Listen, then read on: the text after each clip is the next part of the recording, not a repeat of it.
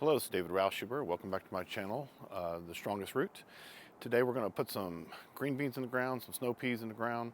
Found this nice little lattice work at my local nursery. I'm going to use that this year so they can grow up on them. Felt absolutely miserable last year and did a terrible job, and so I didn't get quite the harvest. So we're going to put a few more plants in the ground this time than I did last time. I'm going to locate them a little bit different place. It's 1st of February, so it's still cool. They should do great, and time will tell. So let's see how it goes, and let's get them in the ground. Okay, so we are going to put these in the ground here. You can see when I built these, they're nice and easy, make it easy to move stuff around. Helps out a ton. So keeps my rabbits out, keeps my dog out, but they can kind of messed up. I put my peppers in the, my onions in the ground maybe a little bit too close. So the idea is I want to get this put in here, kind of right in about this area. So we'll get that in there. It should be nice and soft, easy enough to do. All right, so that'll be one. And when I built these beds, they are full of leaves, wood, cardboard, so they're quite soft, easy to work with. So should be simple, easy peasy. All right, now that we got those in the ground, we'll get our plants going. Okay, so now that I got this in the ground, I'm going to have to move a couple onions. I really overplanted this, which is fine. I can move them, put them somewhere else, and they'll be just fine. So we'll get those out of the way. They're kind of in there really good right now. Wow, look at that growth already. Really nice, very nice. So we'll get a couple of those out of there. That one's kind of deep. There we go. Look at the roots on that already. Pretty impressive. All right, one more. Wow, look at the size of that. We'll get him back in the ground. He'll be just fine. So anyway, we're going to turn this dirt a little bit here. Like to get a little fertilizer in the area. Feed them, get them going, because these plants are already kind of established. So what I'm going to do is just put a little handful in there. I know I'm coming kind of at it awkwardly from the backside, but when it grows up through, the plant should be growing through the area and will make it easy to access once I lift the original gate. So a little blood meal, that's it. So we're going to go ahead and put our peas in here. So just going to take that out. And I'm going to leave them close together because I like them to grow up and grow tight in there. So let's get that in the ground here. My soil's nice and wet, which is awesome. Put my little tag over here so I don't forget what I got in the ground. And we're going to put one more on this side as well. Get that going. Should be just fine. Right there. Soil's really nice. Did a good job this year of turning that and getting it done. So we will coach this guy as it gets a little bit bigger to grow up in there. Got him a little fertilizer. He'll get out of the way of those onions once he gets going. So should be in great shape, and we'll see. It'll be awesome.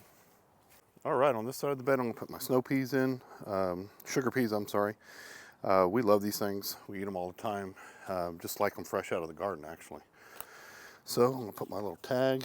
As you can see, I removed the trellis. I want to go ahead and make it a little easier on myself instead of reaching around like I did the last one. So anyway, so we'll get this in the ground. We're gonna get a little fertilizer around it. Get the other one going. These are kind of dry, so we'll get these nice and moist. Be careful not to break any of them. All right, nice root system. So we'll get that down in there. Like that.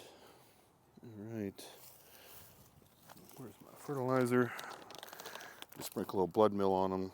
They're young, they need to be fed, so it really helps with them later. And get them going nice and early here, not too much. Just a little bit. And then we're going to go ahead and put the trellis back on. So right about in the middle, and then we'll get those guys growing back up. You can see my irrigation. We'll put a dripper on them in just a second. Get those guys out of the way. There we go.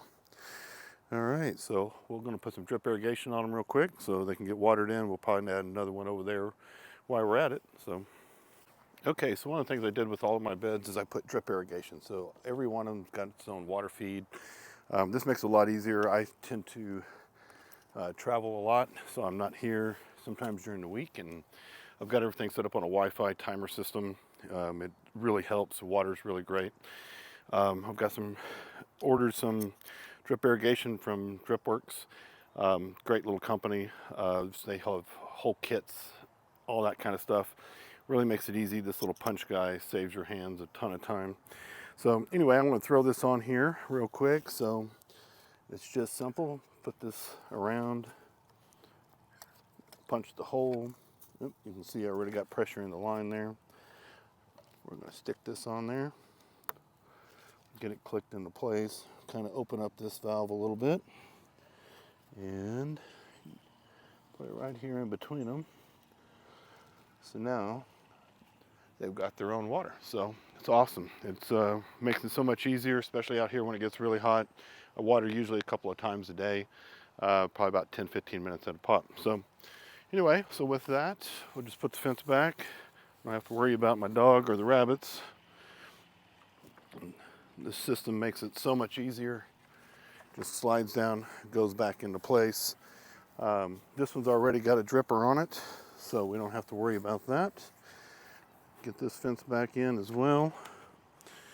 And that kind of wraps up that project. So I hope you found that helpful. You know, I love coming out here, spend a little bit of time talking to my plants. They really never argue back with me, which is really, really awesome. Looking forward to a great harvest. The beds really are nice and soft this year. I really amended them well. Some of the beds already have put some ash in as an extra amendment, some extra fertilizer. Because these beds are new, with all the leaves and wood and everything I put in them, they're still starting to settle down a little bit. So we've got to give them some time, keep layering some more compost and soil on top of them, and they're going to be awesome. So hope you like this video.